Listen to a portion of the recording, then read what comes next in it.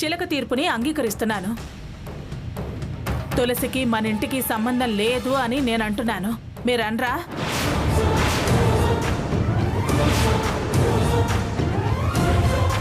లేదా నన్ను వెళ్ళి వాళ్ళందరితో చెప్పమంటారా? తొందరపడకు దుర్గా, ఇది జీవితం. ఒకసారి తులసి జీవితం గురించి కూడా ఆలోచించు. చూడండి, నా జీవితం, నా బిడ్డ జీవితం నాకు ముఖ్యం. తులసి గురించి, తులసి వాళ్ళ అమ్మ జీవితం గురించి ఆలోచించాల్సిన అవసరం నాకు లేదు. మీరు చెప్పకపోతే నేను వెళ్ళి అక్కడ చెప్పటం ఖాయం.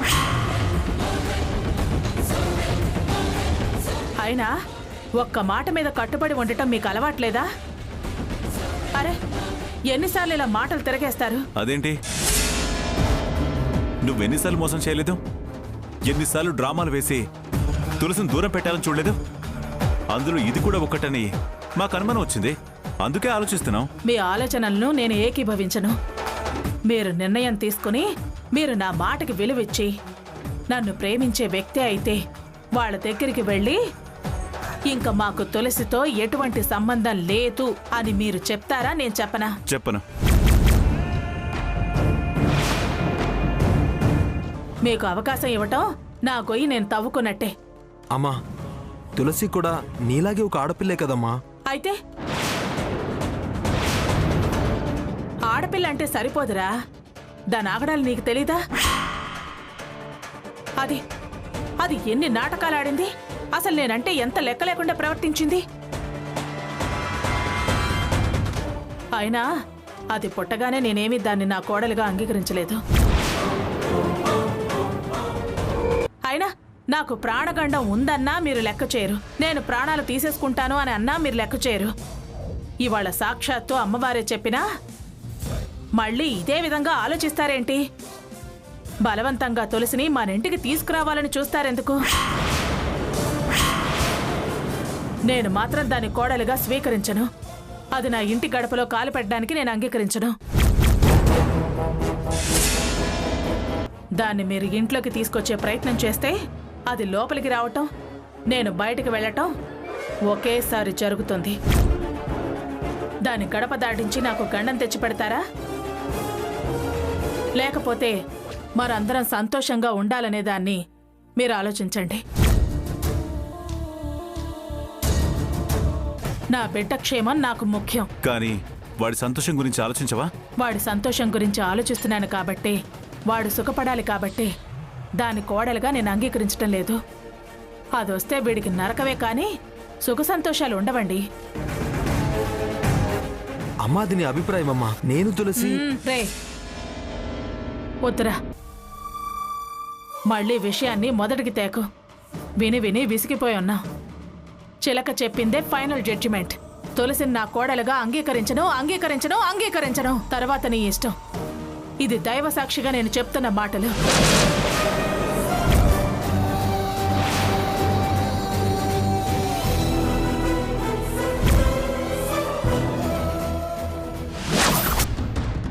బావగారితో బాగా వాదిస్తుంది. దుర్గమ్మ అన్నదాన్ని బావగారు కాదనుంటారు. లేకపోతే దుర్గమ్మ అంత సీరియస్గా బావగారితో మాట్లాడాల్సిన పని ఉంటుంది. చిలక ప్రసాదం తినకపోవడం గురించే ఆ చర్చ అయి ఉంటుంది. అంతే కదా మరి. ఆవిడికి నన్ను వదిలించుకోవాలనే ప్రయత్నమే కదా.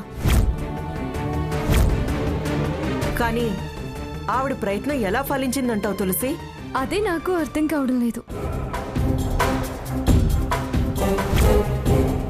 అందరి ప్రసాదాలు తిన్నది సరిగ్గా నీ దగ్గరకు వచ్చేసరికి ఎందుకు తినలేదంటావు? ఆ లక్ష్మి కాకి లాంటిది. దాన్ని ఆ చిలకెదురుగా నిలబెట్టుంటారు. ఆ కాకిని చూసి చిలక ఎగిరిపోయి ఉంటుంది. కాకి వేషమా? కాకి వేషమే వేస్తుంది. దుర్గమ్మ చెప్పిందంటే ఏం చేయడానికైనా వెనకడదు ఆ వెంకటలక్ష్మి. ఏదో జరిగింది, ఏదో చేశారు, కానీ అది నా ఆలోచనలకి చిక్కడం లేదు. అసలు ఆ చిలకే ప్రసాదాన్ని రిజెక్ట్ చేయడానికి కారణమేంటో ఇంత చిన్న క్లూ దొరికితే చాలు ఒక ఆట ఆడుకుంటాను దుర్గమ్మని. హలో తులసి, ఏంటే ఇలా వచ్చావు? పరామర్శించి వెళ్దామని. నీ పరామర్శలు ఎవరికి అవసరం లేదులే గాని ఇక్కడెవరూ నిరుత్సాహంగా లేరు. నేనేమి నమ్మకాన్ని కోల్పోయేదాన్ని కాదు. నీ కబుర్లకేం గాని నీకొక మాట చెప్దామని వచ్చాను. ఏంటో నువ్వు చెప్పే ఆ మాట? మరేం లేదు. ఇక బావకి నీకు రామ్ రామ్, అత్తయ్యకి నీకు ఢామ్ ఢామ్. అందుచేత నువ్వు అవుట్, నేను ఇన్. ఏంటే నేను అవుట్ నువ్వు విన్ను? ఇదిగో చూసావుగా, వేద మంత్రాల సాక్షిగా పవిత్రంగా నా మెడలో 3 ముళ్ళు వేశాడు. ఆదిత్య గుండె చప్పుడు నేను, గుండెల్లో ఉండేది నేను, మనసులో నేను, మరణంలో నేను, చివరికి అతని ఆలోచనల్లో నేను, ప్రతి గడియలో నేను. ఓహో, నువ్వింకా ఆ భ్రమలోనే ఉన్నావా? భ్రమ నాది కాదే, నీదే. సర్లే, ఇప్పుడు కాసేపట్లో మా దుర్గమ్మ వచ్చేస్తుంది, చిక్కులన్నీ తొలగిపోతాయి. నువ్వు పర్మనెంట్ గా నీ ఇంట్లో ఉండిపో, నేను శాశ్వతంగా బావతో దుర్గమ్మ తింట్లో ఉండిపోతాను. ఒక్క నిమిషం ఆగండి. ఆ పేపర్ ఇలా ఇస్తారా? థ్యాంక్స్.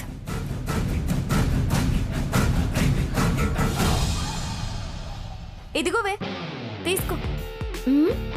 ఉంచు. ఏంటి పాత పేపర్ తీసుకుని నా చేతిలో పెడుతున్నావు? అదేనే, ఇంకా ఇంట్లోనే ఉంటా, బావతోనే ఉంటా అని అంటున్నావు కదా. ఇకపోతే పేపర్లు అమ్ముకునే బతికేనిది. సెకండ్ హ్యాండ్ భర్తని చేసుకోవడం అంటే చెత్త పేపర్లు ఏరుకోవడంతో సమానం. తెల్ల కాగితం లాంటి బావని నేను పూర్తిగా నింపేశానే. ఇంక నువ్వేం చేసుకుంటావే పిచ్చి మొహమా? ఆయన ఒకసారి దాన్ని చూడు.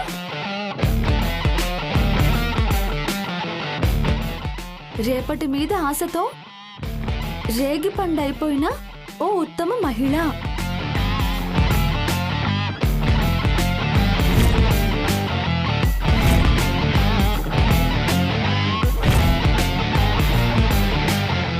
ఏంటి ఇది? ఇది నాకెందుకు ఇస్తున్నావు? నీలాగే అనవసరమైన ఆశలు పెట్టుకొని జీవితాన్ని వృధా చేసుకుని, ఇంకా రేపు రేపు రేపు అని ఆశలు పెట్టుకొని రాలిపోయిన ఒక ఆవిడ కదా. ఎందుకు చెప్పు, లేనిపోని ఆశలు పెట్టుకుంటావు? అందుకే చెప్తున్నాను, నువ్వు నన్ను పరామర్శించాలని వచ్చావు. నేను నీ మీద జాలి పడి నీకు సందేశం ఇస్తున్నాను. ఇది దైవ సన్నిధి, ఇక్కడ ప్రవచనాలు చాలా ఉంటాయి కదా.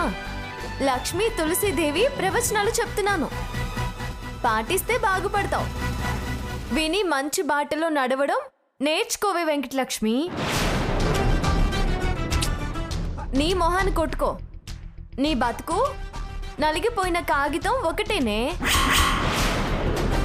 పో పో అవతలికి. నన్ను వెక్కిరించడానికి వస్తావా? నాకు బావకి రామ్ రామ్ అంటావా? ఈ జన్మలోనే కాదే, ఆదిత్య నేను ఎప్పుడు ఒకటే. మమ్మల్ని విడదీయడం నీ వల్ల, మీ అత్త వల్ల, ఎవరి వల్ల కాదు. ఒక్కసారి ఆ కాగితం విప్పి చదువుకో, నీ భవిష్యత్ ఏంటో నీకే అర్థమైపోతుంది.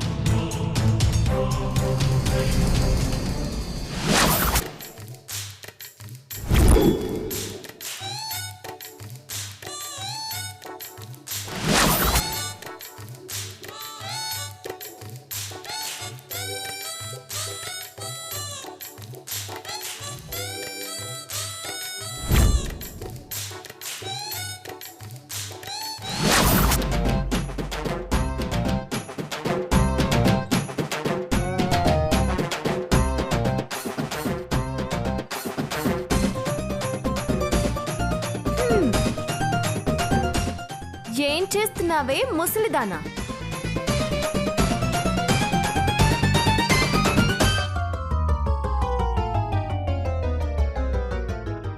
కర్ర పట్టుకో.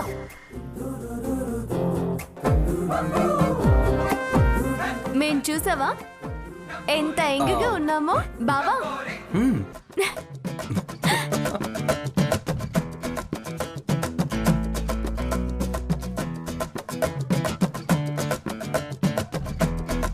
చూసావే మా జంట ఎంత క్యూట్ గా ఉందో. నీలా మేమేం ముసలోళ్ళం అయిపోలేదు. కూర్చోవే ముసలి. ఇదిగో పేపర్ చదువు. పద బావా. బావా ఆగు. లేవే లే లే లే. ఇటివు. ఇదిగో మా బాబు.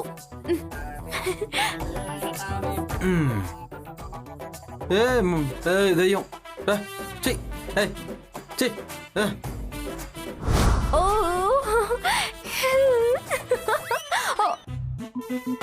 ఇదేనా ఇదేనా? కొట్టు కొట్టు కొట్టు పాపా. ఏమే ముసలి, నిన్ను చూసి పిల్లలు జడుచుకుంటున్నారు. పడుకో పడుకో పడుకుంటావు. పద బాబా మనం వెళ్దాం. పద.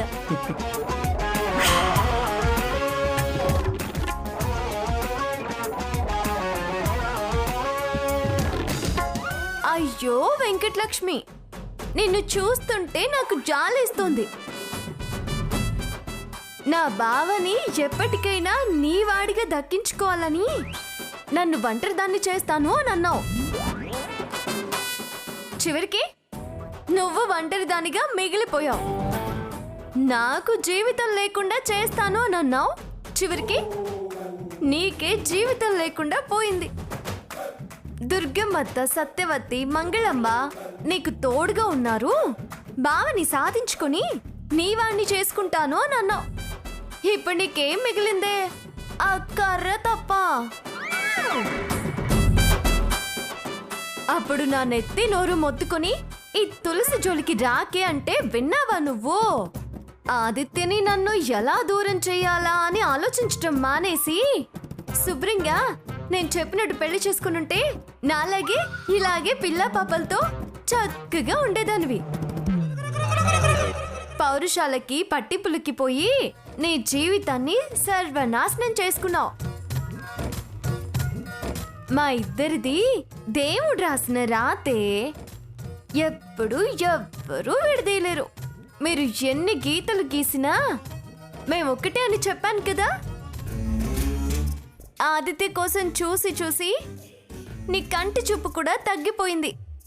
ఆదిత్యతో పెళ్ళవకపోదా అని వెయిట్ చేసి నీ యవ్వనం మొత్తం వృధా అయిపోయింది.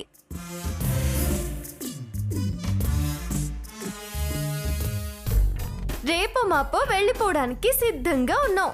తింగర్ వెంకటలక్ష్మి. బాబు ఏడోకు నాన్న.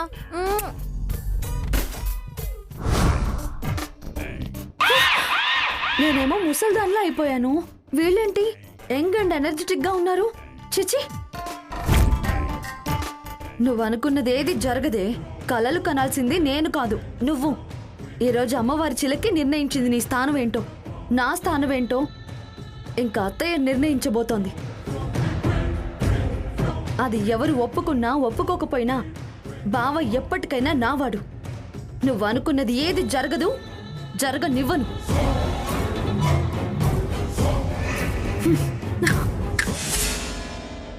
హలో, ఏంటి అన్నావు? నేను అనుకున్నది జరగదా? నువ్వు అనుకున్నది జరుగుతుందా? ఆదిత్య నా వైపు చూడకుండా ప్రయత్నం చేసింది మీరు. నా వైపు వచ్చేలా చేసుకుంది నేను.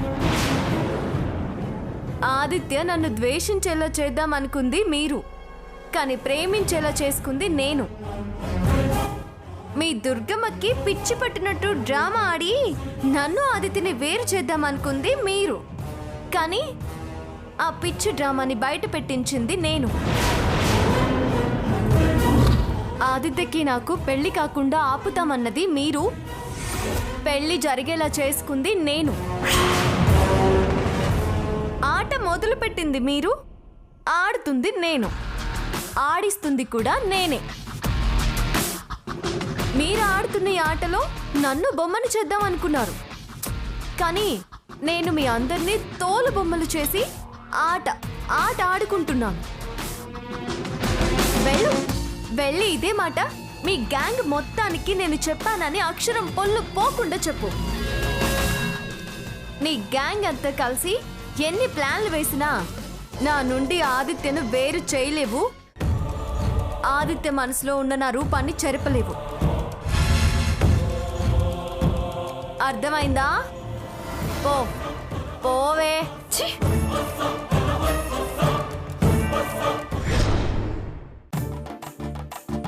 అత్తయ్య, అది నన్ను చాలా చాలా అవమానకరంగా మాట్లాడుతుంది.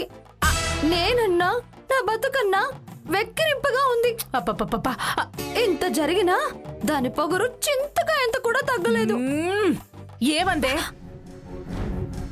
గుడికొచ్చినా నీ గోడు తప్ప ఇంకో సంతోషకరమైన మాట చెప్పవా? గుడికొచ్చినా నీ గోడు తప్ప మరో సంతోషకరమైన మాట చెప్పవా? అదసలు నన్ను ఎక్కడ సంతోషంగా ఉండనిస్తుంది?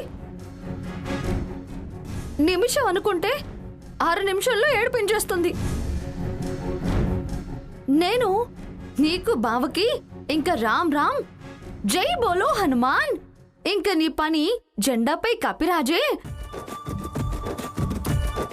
దారి చూసుకుని పారిపోవే, పరువైనా దక్కుతుందని చిన్న సలహా ఇచ్చా. అంతే, రెచ్చిపోయింది. అది నాకే కొరకరాని కొయ్యయింది. అసలు నువ్వు దాంజోలికి ఎందుకు వెళ్ళావే? పాపం అన్నట్టుంటుంది, చురుకు అంటించినట్టు ఉంటుంది. మొహం మాడిస్తే నీకొచ్చి చెబితే నువ్వు సంతోషపడతావు అని అన్నాను. అది నీకు చురకలంటించి పంపిందా?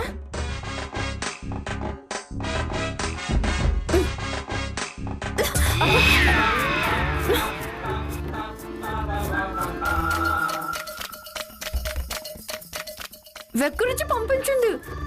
ఓ పాత పేపర్ ముక్క నా చేతిలో పెట్టింది.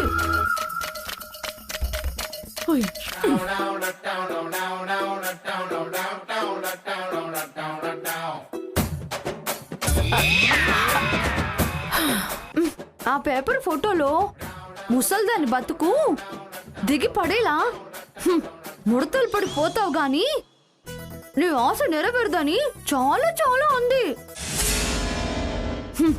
బావని దాన్ని ఎవ్వరూ విడదీయలేరు అంది. అందా? సరే సరే పద, దాని పొగరు అణిచి ఆ పేపర్ని దాని చేతిలోనే పెట్టి రేపటి నీ ఫోటోనే ఇది అని చెప్పొద్దాం. పద.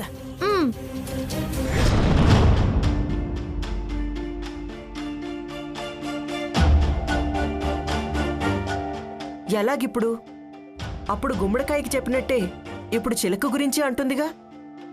నేను మాట్లాడతానుగా, మీరేం టెన్షన్ పడకండి.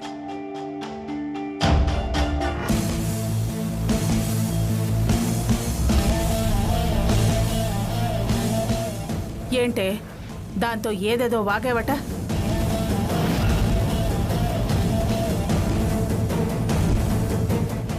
నిన్ను ఆదిత్యను ఎవరు వేరు చేయలేరు అన్నావట. అలా అని నీకు హక్కు పత్రాలు ఎవరైనా రాసిచ్చారా? Agreement register చేసిచ్చారా? నన్ను కాదన్నావు, దాన్ని తప్పన్నావు. ఇప్పుడు మధుర మీనాక్షిదేవి చిలక రూపంలో వచ్చి చీపో, నువ్వు అసలు ఆ ఇంటి కోడలవే కాదు పో, ఆ గుమ్మం దాటే అర్హతే లేదు పో అని మొహాన ప్రసాదం ముట్టకుండా మూతి తిప్పుకుని మరి పోయింది కదా.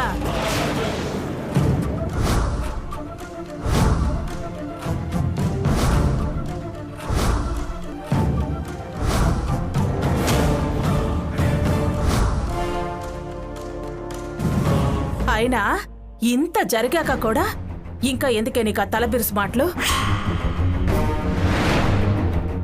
ఆదిత్య పెళ్ళం కాబట్టి, ఆ ఇంటికి రావాల్సింది కాబట్టి వచ్చి తీరుతుంది.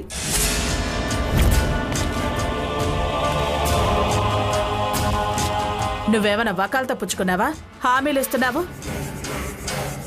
మధ్యలో నీ వ్యవహారం ఏంటి? వచ్చి తీరుతుంది కాబట్టి అని అంత పెద్ద దీర్ఘం తీస్తావే? ఇది రావటం నాకే కాదు, మా ఇంటి గుమ్మానికి కట్టిన గుమ్మడికాయ నుంచి గుళ్ళో అమ్మవారి వరకు ఎవ్వరికీ ఇష్టం లేదు. వస్తే అరిష్టమని ఇప్పుడు చిలకే సాక్ష్యంగా నిలిచింది కదా. అరిష్టమా? అష్టదారిద్రం కూడా. అమ్మా, ఏరా, అన్నీ అశుభ శకునాలే అని స్పష్టంగా చెబుతుంటే కాస్త బుర్ర ఉన్నవాడు ఎవడైనా దీన్ని ఇంటి కోడలుగా తెచ్చుకుంటారా?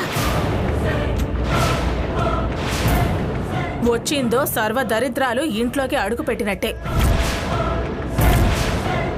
దుర్గా, ఆశీర్వదించాల్సిందనివి అలా శాపనార్థాలు పెట్టకు. ఆవిడ నోరు అలాంటి మాటలకే అలవాటు పడింది. ఇప్పుడు మంగళవాక్యాలు ఎలా వస్తాయి? Dakshayani, Durgamma, cool cool cool. ఏంటి కూలు కూలు? అమ్మవారి సన్నిధానం అన్నారు. ఆవిడ స్పష్టంగా మహిమ చూపించింది నీకు కోడలుగా ఆ ఇంట్లో ప్రవేశించే అర్హత లేదు అని. ఇంకా ఎందుకే నువ్వు పేట్రేగి దీన్ని అనటం, నేనేమో అరవటం? అరే, నీ దారి నువ్వు పోవచ్చు కదా. ఒక్క నిమిషం దుర్గమ్మ, ఇప్పుడేమన్నావు? అమ్మవారు నేను కోడలిగా ఆ గడప దాటొద్దు అని అంది అని అన్నావు, అంతేనా? అవును అన్నాను. అది అసలు పాయింట్. ఇక్కడుంది అసలైన మెలిక, చిలక పెట్టిన తిరకాసు.